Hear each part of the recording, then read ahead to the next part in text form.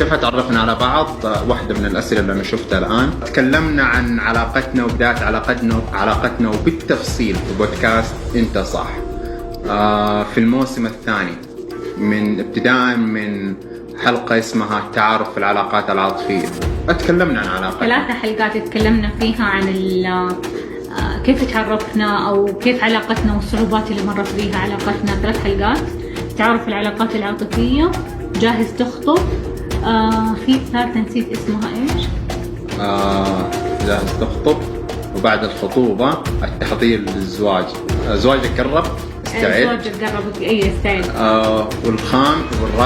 والرابعة حقت الزواج ايش كانت؟ خلف الابواب المغلقة. 4 حلقات تكلمنا فيها عن زواجنا بترتيب المراحل: خطوبة، تعارف، بعد كذا ترتيبات وتجهيزات الزواج، بعد كذا بعد الزواج كيف شفنا الزواج، اتفقعنا ولا انبسطنا.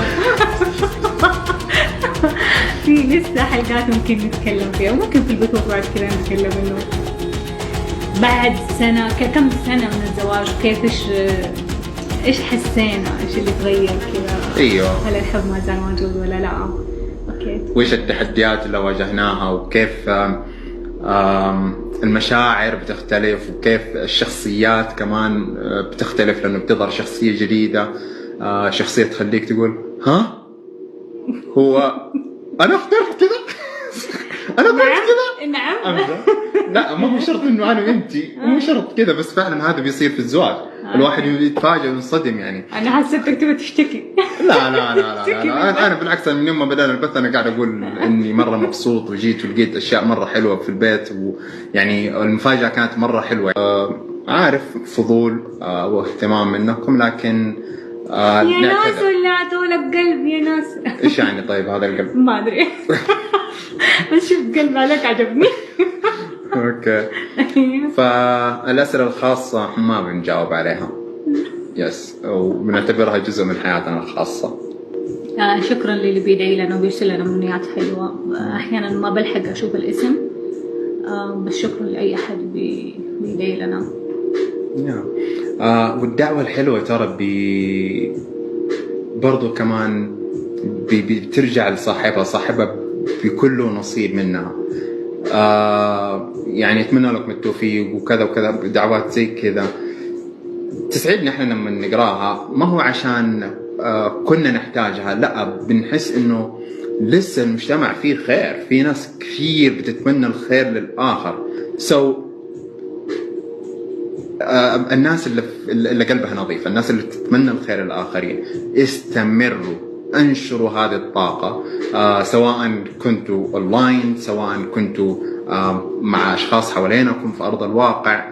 هذا الشيء اللي احنا فعلا نحتاج ننشر الحب بدل ما ننشر الكراهية، وننشر الحسد، وننشر الامور اللي تكون اللي تعكس ادنى مستوى اخلاقي احنا ممكن نوصل له كمجتمع.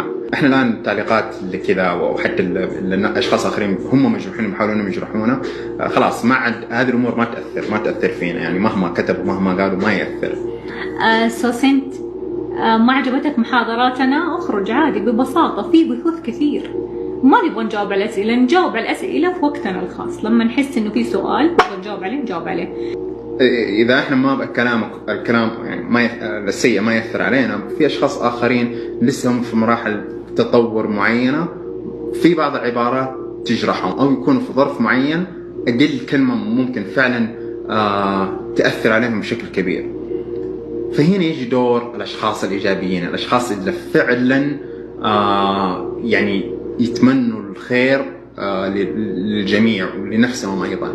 هنا يجي دوركم بأنكم كمان تظهروا أكثر، تنشروا الخير أكثر، بحيث أنه إذا عددنا صار أكثر، أقصد إحنا كأشخاص نتمنى الخير إيجابيين لأيا كان بغض النظر عن تشابه واختلافه عننا، دوليك صوتهم حيخفت. لأنهم ضعيفين.